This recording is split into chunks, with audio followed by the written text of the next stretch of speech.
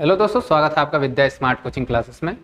दोस्तों, आज के इस वीडियो में एनसीईआरटी के नए नए प्रश्न को हम लोग यहाँ पे सॉल्व करेंगे। दोस्तों, इसके पहले हमने प्रीवियस ईयर के प्रश्नों को सॉल्व किया, उसी से रिलेटेड जो है कि आपके इस वाले वीडियो में नए नए प्रश्न मिलेंगे जो कि आपके प्रीवियस ईयर से थोड़ा सा हट के रहेंगे। और इस तरह के प्रश्न जो है कि आपके एग्जाम में बन सकते हैं, आपके एग्जाम में आ सकते हैं। ठीक है, तो चलिए दोस्तों हम लोग वीडियो स्टार्ट करते हैं। स्टार्ट करने से पहले बता दें, आप प्रीवियस ईयर के पेपरों का आप वीडियो देखना चाहते हैं तो डिस्क्रिप्शन बॉक्स में लिंक है, जाकर के वहाँ से आप देख सकते हैं। तो चलिए ज़्यादा देर न करते हैं, हम लोग वीडियो को स्टार्ट करते हैं। स्टार्ट करने से पहले बता दें, चैनल अभी नया है, अगर आप लोग नए हैं तो चैनल को सब्सक्राइब कर दीजिएगा, वीडियो को लाइक कर दीजिएगा, अपने दोस्तों में ज़्यादा से ज़्यादा शेयर कर दीजिए और अपने सुंदर सुंदर कमेंट दोस्तों यहाँ पे लिख करके जाइएगा। चलिए हम लोग वीडियो स्टार्ट करते हैं। सबसे पहला यहाँ पे दोस्तों आपको प्रश्न मिलेगा और ये प्रश्न जो है डाक से रिलेटेड प्रश्न है। ठीक है, तो इस प्रश्न को सबसे पहले यहाँ पे हम लोग पढ़ेंगे और यहाँ पे आप देख सकते हैं, रीना ने अपने दोस्त अहमद को कलम और कागज से एक पत्र लिखा था। इसे एक लेटर बॉक्स में रखा। कहाँ रखा दोस्तों? एक लेटर बॉक्स में। ठीक है, फिर इसे एक डाकिया ले गया। आगे क्या होगा? तो देखिए, जब भी हम लोग कोई किसी को पत्र लिखते हैं तो सबसे पहले हम लोग लेटर बॉक्स में उसको डालते हैं। लेटर बॉक्स में डालने के बाद वो पत्र क्या होता है दोस्तों? डाकिया आता है। कौन आता है? डाकिया। और डाकिया एक बड़ा सा बैग लिया रहता है दोस्तों, और इस बैग में वो क्या करता है? उस पत्र को भरता है और भरने के बाद उसे कहाँ ले जाता है? डाक घर ले जाता है। और डाक घर पे क्या लगता है? मुहर लगता है। और मुहर लगने के बाद जिस स्थान पे पत्र को भेजना होता है, एक जो होती है गाड़ी होती है, और उस गाड़ी में बड़ा सा बैग होता है। उस बैग में सभी पत्रों को क्या कर दिया जाता है? डाल दिया जाता है। फिर उस गाड़ी से नज़दीकी रेलवे स्टेशन पे उनको लेके जाया जाता है। फिर रेलवे स्टेशन से उसको रेल में भर करके रेल डाक विभाग के यहाँ जाता है। फिर वहाँ से छटनी वगैरह करके नज़दीकी पोस्ट ऑफिस पे जाता है। और उसके बाद जो है कि जिस व्यक्ति को आपने पत्र लिखा है, फिर वहाँ से डाकिया उस पत्र को लेकर अपने बैग में उस व्यक्ति के स्थान पर पहुँचा देता है। तो इस तरह जो होता है एक पत्र जाने का जो है कि एक सिस्टम होता है। तो इसमें देखेंगे ऑप्शन में आपके क्या दिया है, वह इसे अहमद को पहुंचाएगा। तो डायरेक्ट अहमद को नहीं पहुंचाएगा दोस्तों, वह पत्र पर मुहर लगाएगा, वह इसे डाक घर ले जाएगा। तो दोस्तों वो क्या करेगा? उसे क्या करेगा? डाक घर ले जाएगा, वह पत्र पर मुहर लगाएगा। तो सबसे पहले कहाँ ले जाएगा? डाक घर ले जाएगा, उसके बाद तो मुहर लगाएगा। ठीक है, तो सबसे पहली क्रिया जो होगी वह उसे डाक घर ले जाएगा। इसे एक लंबी यात्रा के लिए बाद में भेजा जाएगा, जब मुहर लग जाएगा तब। तो ये सबसे पहले क्या होगा दोस्तों? वह इसे डाक घर ले जाएगा। ठीक है, तो डाकिया सबसे पहले क्या करेगा? डाक घर ले जाएगा। तो इसका आंसर यहाँ पे सही हो जाएगा। आगे चलते हैं। अब इधर देखेंगे दोस्तों, ये कुछ निर्देश दिए गए हैं। उस निर्देश के अनुसार असम के घरों के बारे में कुछ जानकारियां दी गई हैं। और ये आपसे मैं बता देता हूं कि दोस्तों जो घर बनते हैं और ये घर से रिलेटेड प्रश्न हमेशा आपके एग्जाम में आते हैं, और एनसीईआरटी में मैं घरों से रिलेटेड सारा जो है कि आपको करा दिया। और इस प्रश्न के बाद भी मैं क्या करूंगा, आपको एनसीईआरटी के जितने फैक्ट्स हैं सारे इमेज के साथ में लगा दूंगा, जिससे आप स्क्रीनशॉट ले सकते हैं या आप पढ़ करके नोट भी कर सकते हैं। तो एनसीईआरटी के नोट्स मैं आप लोगों को प्रोवाइड करवा दिया था। अगर आपको नहीं मिला है तो कमेंट करिए, आपको लिंक भेज दिया जाएगा डिस्क्रिप्शन बॉक्स में, या आपके कमेंट में लिंक को पिन कर दिया जाएगा, आप जाकर के वहां से डाउनलोड कर सकते हैं। तो चलिए, यहाँ पूछा जा रहा है, असम में घर जमीन से लगभग 10 से 12 फीट, ठीक है, 10 से 12 फीट ऊपर बने होते हैं। और ये 10 से 12 फीट और 3 से 4 मीटर, अगर मीटर में पूछा जाए दोस्तों तो 3 से 4 मीटर ये ऊपर बने होते हैं, अगर मीटर में दे दिया तब। ठीक है, और लगभग 10 से 12 फुट ऊपर बने होते हैं। और उनके पास एक तिरछी छत होती है। उनकी जो छत होती है दोस्तों, ये क्या होती है? डलवा होती है या तिरछी छत होती है। इस तरह का कुछ जो है कि उनका घर बना होता है। अभी इनके घरों को देखेंगे दोस्तों, और देखिए इसमें क्या पूछ रहा है, इसको हम लोग यहाँ पे देखेंगे। कह रहा है ए और बी दोनों सही है। सही तो दोनों है, क्योंकि असम में ज्यादा बारिश होती है, इस कारण 10 से 12 फुट जो है कि ऊपर घर बनाए जाते हैं। और अधिक बारिश के कारण उनके घर जो है कि छत जो है कि तिरछी बनाई जाती है। तो कारण क्या होना चाहिए? बारिश का कारण होना चाहिए। और यह क्या कर रहा है? ए और बी दोनों सही है, बी ए का कारण है। तो बी जो ए का कारण नहीं है दोस्तों, क्योंकि कारण जो है कि बारिश का होना कारण है, तो ये जो है कि गलत है। ए और बी दोनों सही हैं, लेकिन बी ए का कारण नहीं है। देखिए सही बात है, बी ए का कारण नहीं है, तो यहाँ जो है कि ये वाला ऑप्शन आपका सही हो जाएगा। ए सही है लेकिन बी गलत है, तो जाहिर सी बात है दोनों सही हैं। ए गलत है लेकिन बी सही, दोनों सही है। इसलिए जो है कि देखो ये बी जो है ए का कारण नहीं हो सकता, क्योंकि कारण जो है दोस्तों वो कारण है बारिश का अधिकतम होना। जब बारिश अधिक होती है इसीलिए उसको क्या किया जाता है, 10 से 12 फुट ऊपर बनाया जाता है और उसके घरों के अंदर भी अधिक से अधिक लकड़ियों का ही प्रयोग किया जाता है। ठीक है, तो आगे चलते हैं। और एनसीईआरटी में जितने घर से रिलेटेड आपके एग्जाम में प्रश्न आते हैं इनको जो है कि हम यहाँ पे देखेंगे। ठीक है, तो इधर जब देखेंगे आप तो बांस के जो घर बनाए जाते हैं कुछ इसी तरह के बनाए जाते हैं और इसमें अधिकतम बांसों का ही प्रयोग किया जाता है और लकड़ियों का ही अंदर भी इस्तेमाल किया जाता है। तो ये बम्बू लगे होते हैं बांस के 10 से 12 फुट ऊपर और इन घरों को बनाया जाता है क्योंकि यहाँ पे ज्यादा बारिश होती है। तो यहाँ अगर पढ़ेंगे आप एनसीईआरटी में तो साफ साफ एकदम हूबहू ऐसे ही लिखा गया है कि असम में घर जमीन से 10 से 12 फुट ऊपर होते हैं और यहाँ बांस से बनाए जाते हैं। किससे बनाए जाते हैं? बांस से। और घर के अंदर भी लकड़ियों का ही प्रयोग होता है। ठीक है दोस्तों, जो घर के अंदर जो हम लोग और डिजाइन वगैरह बनाते हैं वो सारा लकड़ी का ही होता है। ठीक है, असम में घर को ऊंचाई पर बनाए जाने का कारण यह है कि असम में भारी बारिश होती है। तो देखो कारण वहां जो कि स्पष्ट हो गया कि कारण क्या है, भारी बारिश होना, जिसके कारण घर में पानी भरने का खतरा बना होता है, इसीलिए उसको 10 से 12 फुट ऊपर बनाया जाता है और उसकी छतें जो होती हैं ढलवा बनाई जाती है। ठीक है, और तिरछी बनाई जाती है। अब आगे चलते हैं और अगला देखते हैं। अब देखो दोस्तों मनाली के घरों के बारे में भी पूछा जाता है कि मनाली के जो घर होते हैं वो कैसे होते हैं। तो मनाली के जो घर होते हैं ये बनाए जाते हैं दोस्तों लकड़ी से और पत्थर से भी बनाए जाते हैं। किससे? पत्थर से और लकड़ी से। पत्थर और लकड़ी का इस्तेमाल किया जाता है और यहाँ बारिश के साथ साथ बर्फ भी पड़ती है और यहाँ बर्फ पड़ती है दोस्तों, इसीलिए इसकी छत को ढलवा बनाया जाता है। देखो यहाँ से तिरछा या ढलवा, यहाँ छतों को ढलवा या तिरछा बनाया जाता है। तिरछा बनाया जाता है। ठीक है, तो मनाली के घर कुछ ऐसे ही होते हैं दोस्तों, पत्थर से और लकड़ी से बनाए जाते हैं और यहाँ बारिश और बर्फबारी भी होती है, इसलिए इनके घर को तिरछा बनाया जाता है कि बर्फ को आसानी से हटाया जा सके। ठीक है, तो ये मनाली के घरों के बारे में था। अब देखते हैं राजस्थान के घरों के बारे में। तो ये जो घर है दोस्तों कहाँ का है? राजस्थान का। ठीक है, राजस्थान में घर कैसे बनाए जाते हैं? तो राजस्थान में मड जो एक प्रकार की गीली मिट्टी के बने हुए घर होते हैं उनको कहा जाता है और इनकी छत जो होती है दोस्तों झाड़ियों से और कटीली झाड़ियों से बनाया जाता है। कटीली झाड़ियों से इनका छत बनाया जाता है और राजस्थान के लोग टैंक जो होता है उसको टंका कहते हैं।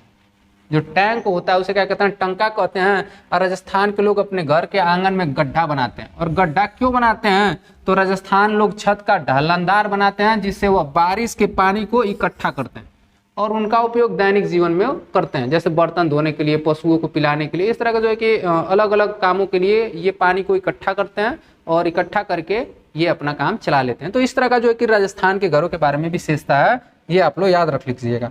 और मैं बार बार बोल रहा हूँ ये जो है कि इससे जरूर प्रश्न जो है कि आपके एग्जाम में आने वाले हैं और यहाँ से प्रश्न आते भी। और अभी ये जो बात करेंगे हम लोग ये क्लास 5 का मिलेगा 13 चैप्टर में। और ये जो है कि लद्दाख के घरों के बारे में बात किया गया है कि लद्दाख के घर कैसे होते हैं और लद्दाख के घरों से बार बार आपके एग्जाम में प्रश्न पूछे गए हैं। अगर विश्वास नहीं है तो आप क्या करिए, प्रीवियस ईयर के पेपरों को उठाइए और उसमें जरूर देखिए आपको असम से, मनाली से, श्रीनगर से, फिर उसके बाद आपको राजस्थान से और लद्दाख वगैरह से घरों के बारे में जरूर प्रश्न आपको देखने को मिलेंगे। इसलिए बार बार मैं क्या करता हूं एनसीईआरटी के फैक्ट्स को भी यहाँ पे शामिल कर देते हैं क्योंकि आपको आसानी से जो है कि एनसीईआरटी भी साथ में पढ़ लेंगे और उसके फैक्ट भी पढ़ लेंगे और जो है कि आने वाले एग्जाम में आपको दिक्कत ना होगा। ठीक है, तो चलिए लेह और लद्दाख में घर कैसे बनाए जाते हैं इसको देखेंगे। लेह में घरों को 2 मंजिला बनाया जाता है। कैसा बनाया जाता है? 2 मंजिला। भूतल में खिड़की नहीं होती है। ध्यान देंगे, हर एक फैक्ट पे ध्यान देंगे कि जो नीचे वाला होता है पोर्शन उसमें खिड़की नहीं होता है। ये लद्दाख के घरों की बात कर रहे हैं। भूतल में जानवरों के लिए आवश्यक चीजें भंडार के लिए रखते हैं। उनके पास जानवर भी होते हैं दोस्तों, तो भूतल के अंदर वो भूसा वगैरह या चारा वगैरह क्या करते हैं? रख देते हैं। अब आगे देखेंगे। विभिन्न मंजिलों तक चलने के लिए उनके पास लकड़ी की सीढ़ियां होती हैं। जब 2 मंजिला होता है तो उस पर चढ़ने के लिए वो लोग लकड़ी के सीढ़ियों का इस्तेमाल करते हैं। छत उनके घर का सबसे अहम हिस्सा होता है। गर्मी के मौसम में कई फलों और सब्जियों को छत पर सुखाते हैं और सर्दियों में उसका क्या करते हैं? उपभोग करते हैं या खाते हैं।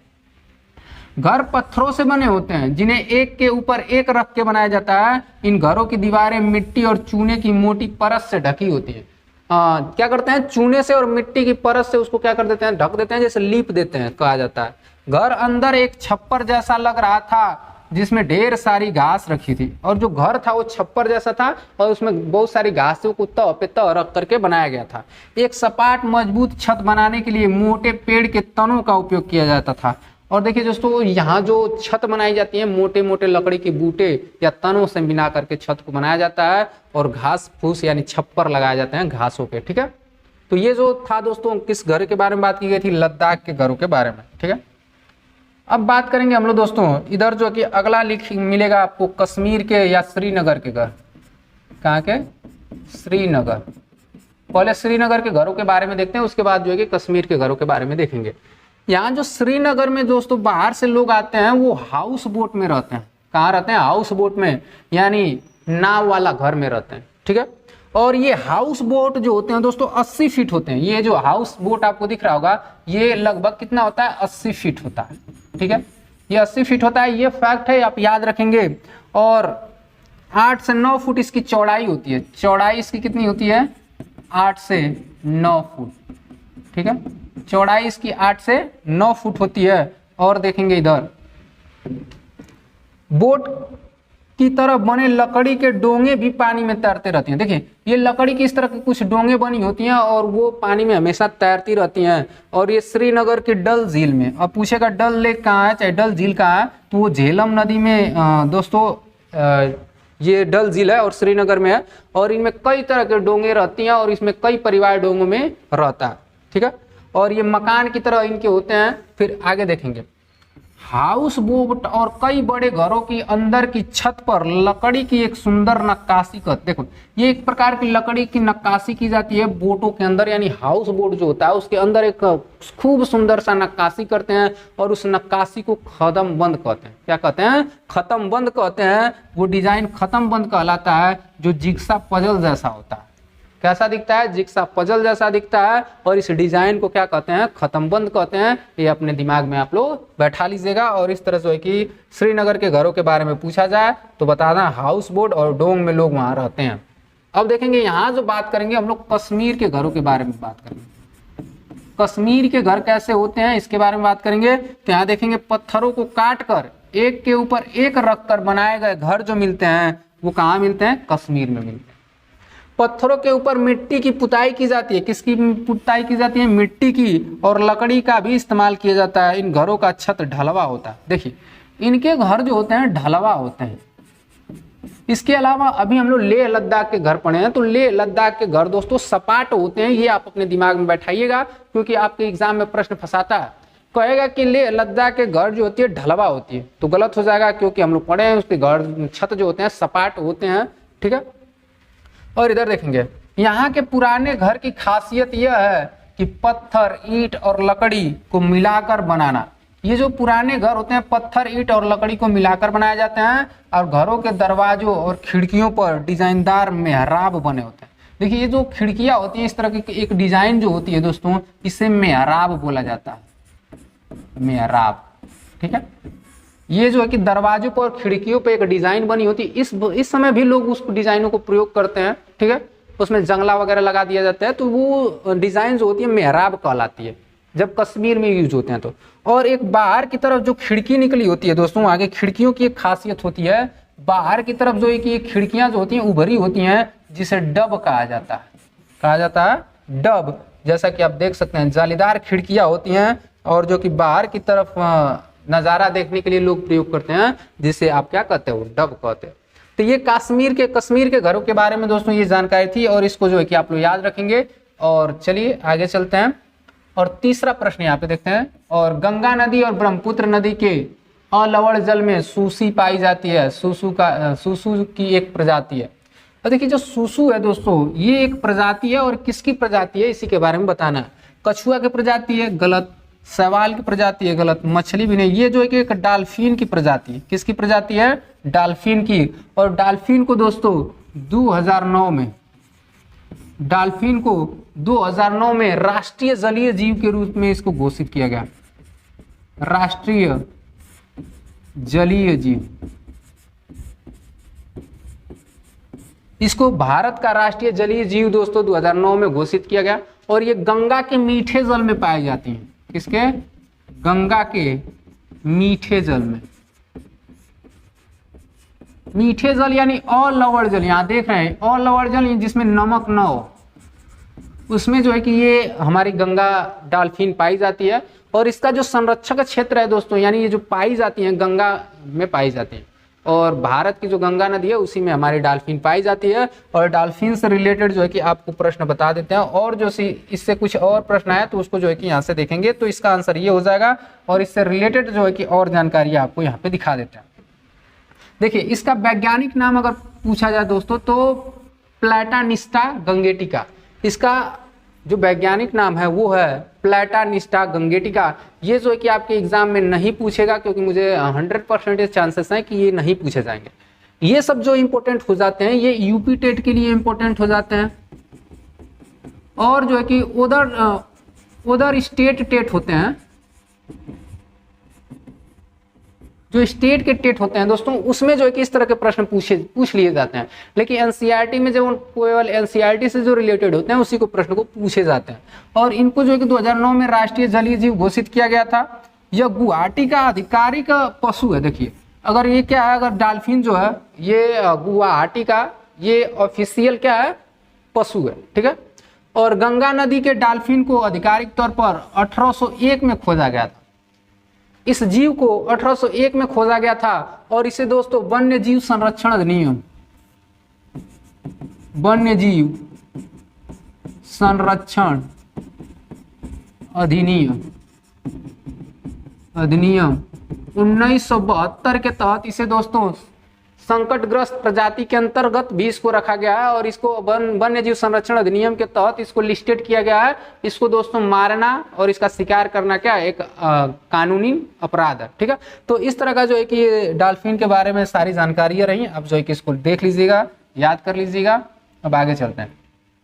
एक मानचित्र पर 0.75 सेंटीमीटर जमीन पर 187.5 किलोमीटर दिखाता, यानी 0.75 की दूरी कितना दिखाएगा दोस्तों, 187.5 किलोमीटर।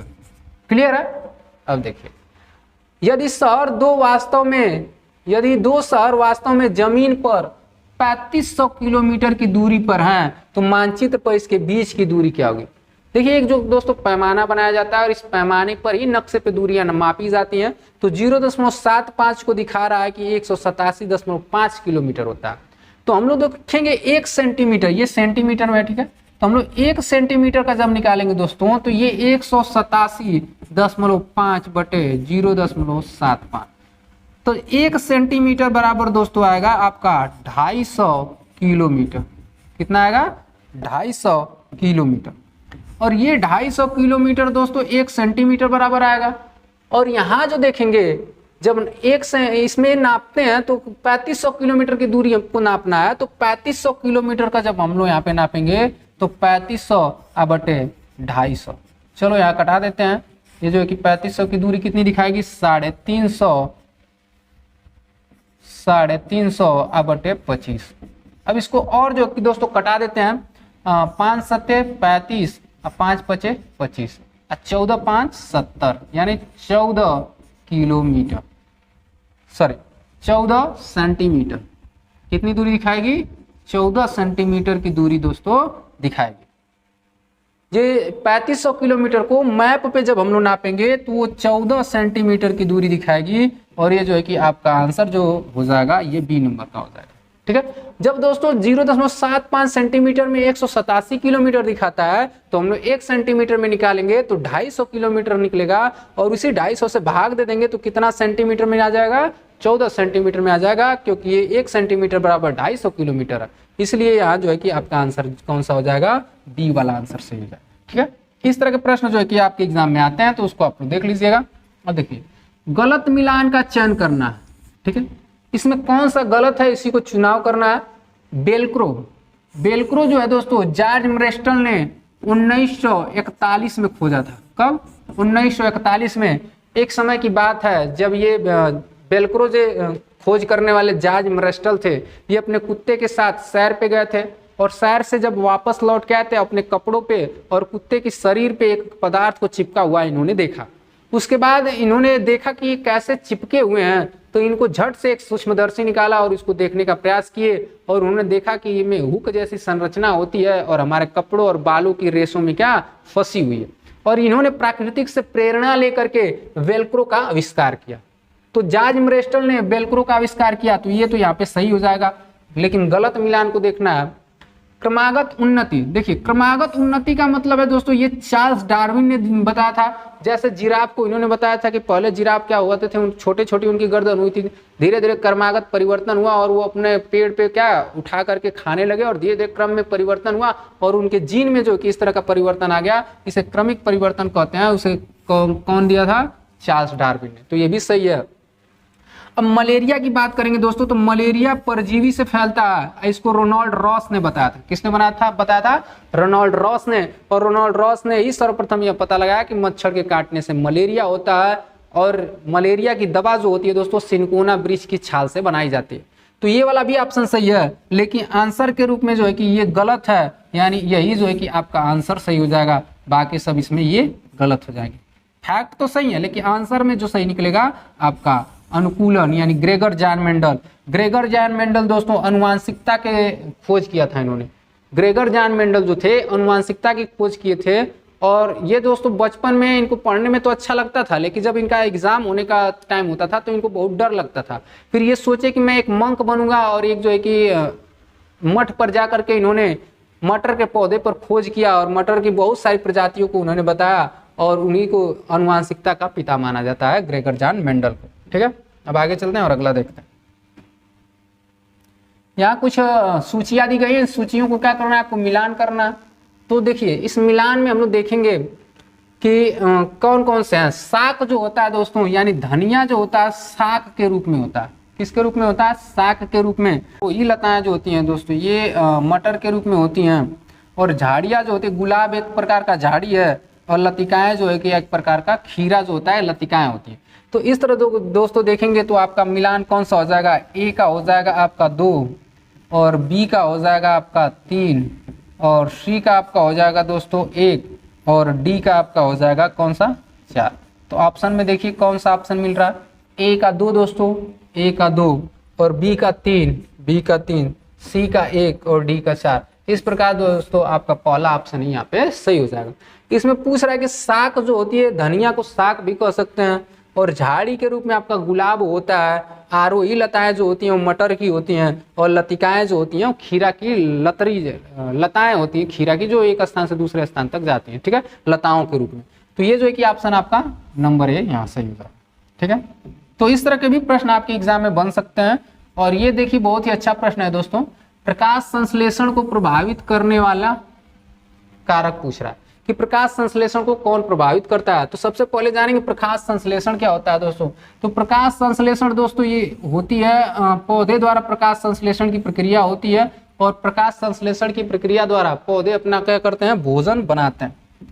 तो देखिए वायुमंडल में उपस्थित कार्बन डाई और जड़ों से ये लोग क्या जल को ले लेते हैं, ग्रहण कर लेते हैं और इनके साथ मिल करके प्रकाश की उपस्थिति में ये ग्लूकोज बनाते हैं, C6H12 और O6।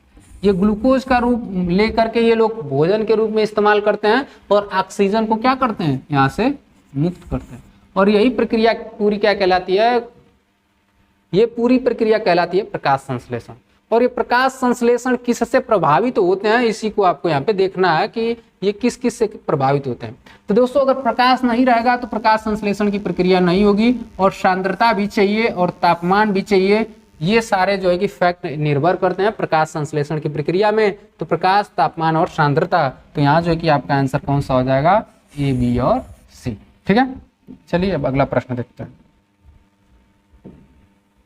निम्नलिखित में से किस राज्य या केंद्र शासित प्रदेश में तेल क्षेत्र नहीं है दोस्तों? तेल के क्षेत्र के बारे में बात किया जाता है तो सबसे पहले आपको ये भी याद होना चाहिए कि भारत में सर्वप्रथम तेल का कुआं कहाँ खोजा गया। तो सर्वप्रथम भारत में तेल का कुआं दोस्तों असम डिगबोई में खोदा गया।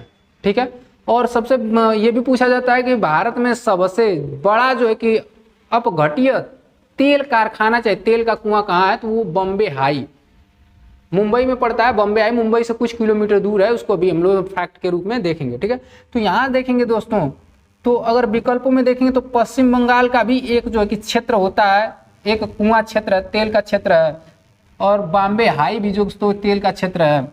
असम में डिगबोई स्थित है, और दोस्तों अरुणाचल, यहाँ गुजरात का भी है, गुजरात का दो जो कि तेल क्षेत्र है। तो इसमें देखेंगे तो इसका भी एक है, इसका भी एक है, इसका भी एक है, यानी ये दोनों सही नहीं हो सकते हैं। लेकिन छत्तीसगढ़ में दोस्तों एक भी तेल का कुआं नहीं है, और उड़ीसा में और दिल्ली में भी इस तरह के तेल क्षेत्र नहीं है। तो इन सभी का क्रम जो है कि एकदम सही मिल रहा है, छत्तीसगढ़, उड़ीसा और दिल्ली में। तो इन तीनों क्षेत्रों में दोस्तों आपको तेल के क्षेत्र दिखाई नहीं देंगे, तो इसका जो है कि आंसर यही सही हो जाएगा। अब आगे चलते हैं और तेल से संबंधित, तेल के क्षेत्र से संबंधित कुछ जो है कि इंपॉर्टेंट पॉइंट को यहाँ पे हम लोग देखेंगे।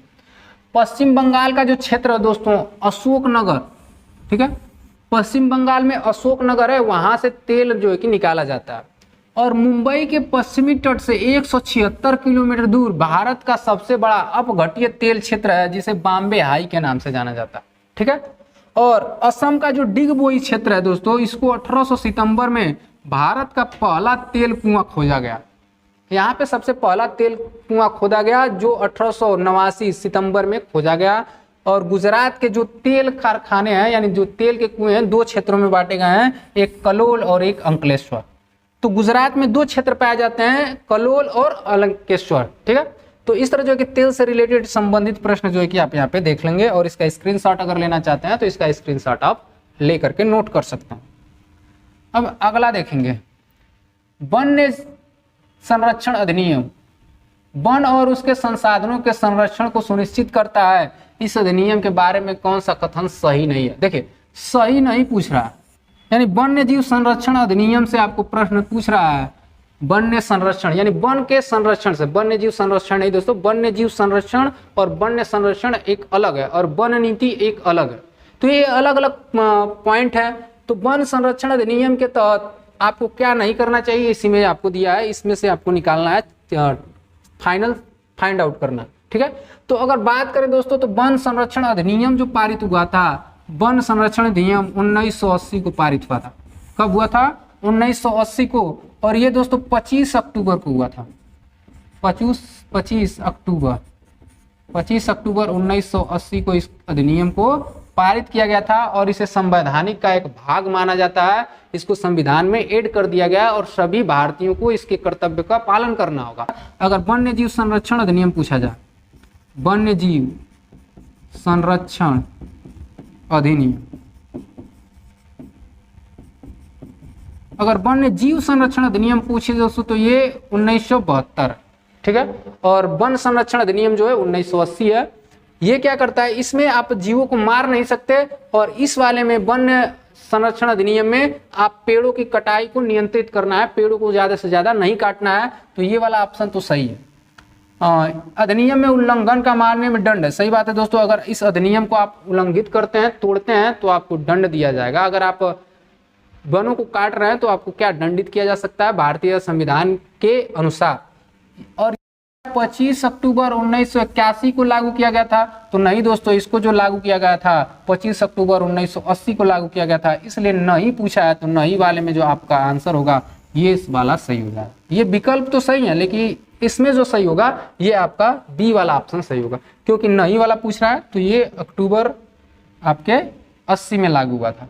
तो यहाँ देखेंगे एक छोटा सा व्याख्या के रूप में, तो 1980 में वन्य संरक्षण अधिनियम को पारित किया गया था। यह 25 अक्टूबर 1980 को लागू किया गया, और मुख्य रूप से जंगलों की कटाई की गतिविधियों को नियंत्रित करना है। अधिनियम में फॉरेस्ट कंजर्वेशन अमेंडमेंट के प्रावधानों के उल्लंघन के मामले में दंड का प्रावधान है, यानी जंगल संरक्षण अधिनियम का आप उल्लंघन करते हैं तो उसमें आपको दंड दिया जाएगा, ठीक है। और इसकी एक सलाहकार समिति होगी जो वन संरक्षण के संबंध में केंद्र सरकार की मदद करेगी। तो एक सलाहकार समिति होती है दोस्तों वन संरक्षण की, और वो केंद्र सरकार की क्या करती है, मदद करती है। अधिनियम राज्य सरकार और अन्य प्राधिकरणों को केंद्र सरकार की अनुमति के बिना पहले निर्णय लेने के लिए प्रतिबंधित करता है, यानी बिना केंद्र सरकार के अनुसार आप इसमें निर्णय नहीं ले सकते हैं। वन संरक्षण अधिनियम केंद्र सरकार को अधिनियम के उद्देश्यों को पूरा करने का पूरा अधिकार अधिकार देता है। ठीक है, तो ये पूरा अधिकार है और केंद्र सरकार इन सभी उद्देश्यों को पूरा करती है। ठीक है, तो ये सारा जो है कि वन संरक्षण से रिलेटेड प्रश्न है, इसको देख लेंगे।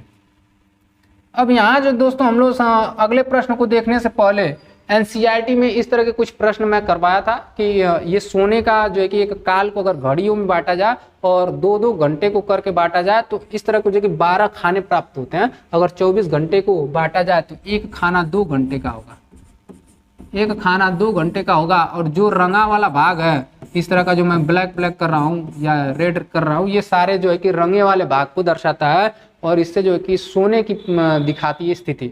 तो अगर यहाँ बात किया जाए गाय को दोस्तों, तो अगर यहाँ जो मैं रेड कर रहा हूँ यानी यहाँ 2 खाना रंगा हुआ है, तो गाय जो है कि 2 घंटे यानी 4 घंटे सोती है। क्या करती है? गाय के सोने का टाइम दोस्तों 4 घंटे। और यहाँ अगर अजगर की बात किया जाए दोस्तों, तो 1 2 3 4 5 6 7 8 9 9 दूना के 18 घंटे। 18 घंटे अगर सोता है कौन? ये आपका अजगर। ठीक है, और जिराफ की अगर बात किया जाए तो जिराफ का केवल एक ही खाना रंगा हुआ है, यानी जिराफ जो दोस्तों सोता है वो 2 घंटे सोता है। कितना? 2 घंटे। ध्यान से इस प्रश्न को समझिएगा, तभी आगे जो है कि प्रश्न को आप सॉल्व कर पाएंगे।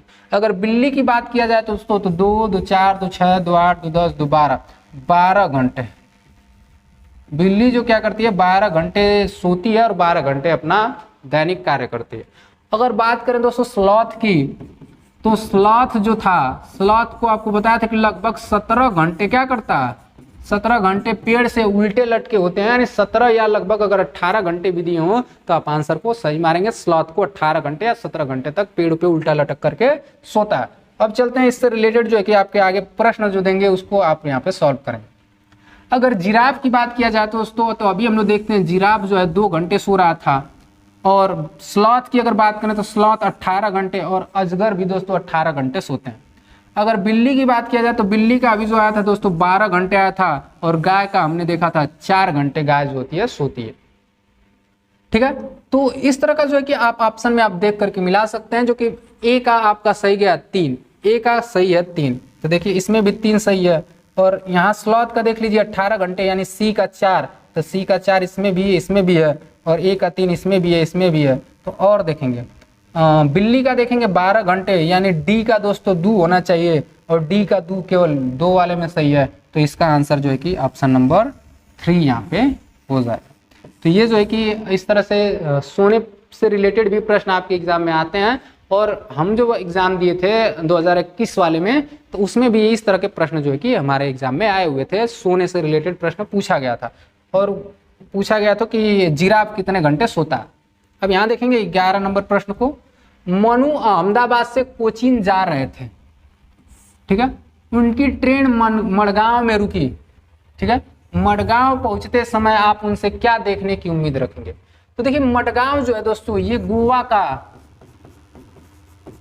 का व्यापारिक राजधानी है, व्यापारिक राजधानी है। ये मडगांव जो है दोस्तों गोवा की व्यापारिक राजधानी है। और यहाँ जब आप जाएंगे तो चारों तरफ दोस्तों आपको क्या हरा भरा स्थान दिखेगा। ये स्थान जो होते हैं चारों तरफ हरा भरा और लगभग पहाड़ी और समतल दोनों भाग आपको देखने को मिलेंगे। और मिट्टी का रंग यहाँ पे लाल मिलता है और लाल जो मिट्टी होती है लैटराइट के कारण होती है। लैटराइट के कारण वहाँ की मिट्टी जो होती है दोस्तों लाल होती है और वहाँ पे जो कि ठंडी ठंडी हवा चलती है। तो यहाँ पे सी सही हो जाएगा, डी सही हो जाएगा। और यहाँ आसपास बहुत सारे जल स्रोत भी देखने को मिलते हैं, यानी बी सी और डी जो है कि आपका यहाँ पे आंसर सही हो जाएगा, बी और सी डी। ठीक है, तो इस तरह का जो कि वहाँ सूखा नहीं होता है दोस्तों, वहाँ पे चारों तरफ हरियाली हरियाली ही आपको देखने को मिलेगी और हरी हरी फसलें भी आपको देखने को मिलेंगी। तो ये मडगांव जो है ये गोवा का क्या है, व्यापारिक राजधानी। ठीक है, अब आगे चलेंगे और अगला प्रश्न देखेंगे। वह प्रक्रिया जिसके द्वारा पानी लगातार अपना रूप बदलता है और महासागरों, वायुमंडल और भूमि के बीच घूमता है, जल चक्र के रूप में जानी जाती है, इसका दूसरा नाम क्या है? देखिए कहा जाए दोस्तों तो पानी क्या होता है, सबसे पहले अगर मौसम बनते हैं और मौसम जो बनने का कारण होता है दोस्तों क्या होते हैं, पौधे होते हैं। फिर जब पौधे इसको पानी को बनाने का कारण होते हैं और ये बादल जो होते हैं संघनित होकर के ये क्या करते हैं, पानी को बरसते हैं।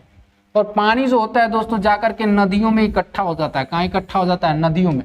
फिर जो सूर्य के प्रकाश के कारण ये फिर क्या होता है दोस्तों? वाष्पीकृत होता है, और वाष्पिक होने के बाद फिर ये क्या करता है? बादल बनता है। फिर जो है कि मौसम बनने के बाद बादल से फिर क्या? पानी निकलता है। और ये पूरी प्रक्रिया जो चलती है इसे हम लोग जल चक्र कहते हैं।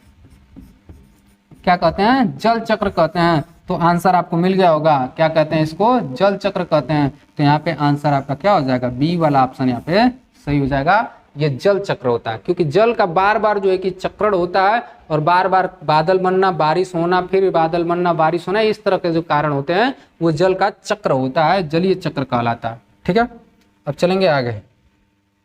और देखिए जो जल का चक्र है कैसे होता है दोस्तों, अगर बात करें तो मान लीजिए अगर पहले पानी से बात करें चाहे पेड़ से बात करें, ठीक है, तो सबसे पहले पेड़ होते हैं दोस्तों। मौसम बनने का कारण कौन से होते हैं? पेड़ पौधे होते हैं।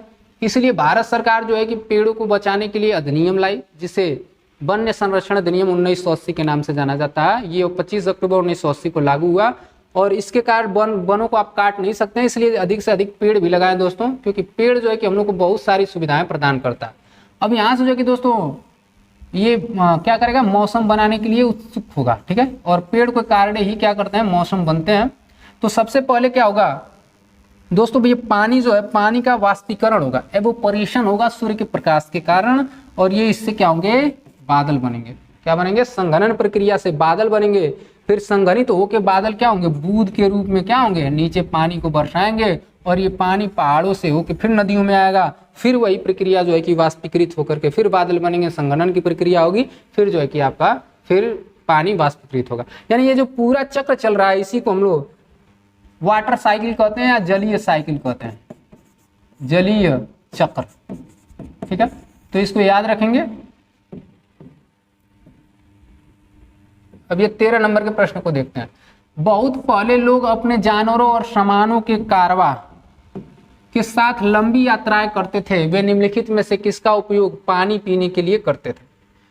दोस्तों जो पहले का समय था उस समय लोग घोड़ों से या अपने और साधनों से क्या करते थे? एक झुंड में एक स्थान से दूसरे स्थान तक जाते थे। तो उस समय जो है कि 3-4 चीजों का इस्तेमाल वो लोग करते थे पानी पीने के लिए। एक मशक होता है, थैला होता है, और उस थैले को इस तरह कुछ बनाया जाता है डिजाइन करके, और इसमें पीने के लिए एक पाइप लगी होती है, और पानी भरने के लिए इसमें लगा है चमड़ा वगैरह का या कुछ गत्तेदार का बनाया जाता था, जिससे पानी जो है कि ज्यादा प्रवाहित न हो वातावरण से। तो इसे कहा जाता था दोस्तों मशक। क्या कहा जाता था? मशक। और उसके बाद अगर कहीं कहीं राजा जो होते थे दोस्तों वो घड़ा रखवाते थे। क्या रखवाते थे? घड़ा हर जगह रखवाते थे, और इस घड़ा को प्याऊ के नाम से जाना जाता था। किस नाम से जाना जाता था दोस्तों? प्याऊ। प्याऊ के नाम से जाना जाता था। बहुत सारे राजा रास्तों में इसको बनवा करके रख दिया करते थे। और हर जगह पे देखेंगे दोस्तों तो उस समय जो कि बावड़िया या कुआं भी बनाए जाते थे, और बावड़ी बनाया जाता था। और बावड़ी अधिकतर दोस्तों आपको तालाब, जो बावड़ी है वो आपके अधिकतर मस्जिद और मंदिरों के अगल बगल जो सीढ़ीदार कुआं होता है उसी को बावड़ी कहा जाता है, वो बनाया जाता था। और उसमें भी यात्री लोग क्या करते थे? रुक करके बावड़ियों में पानी पी लेते थे। तो इस तरह का जो कि सभी का इस्तेमाल किया जाता था। तो इसमें जो कि आंसर हो जाएगा सभी, बावड़ी का भी, प्याऊ का भी, मशक का भी। ठीक है, तो याद रखेंगे इसको, और आगे चलते हैं। 14 नंबर के प्रश्न को देखते हैं।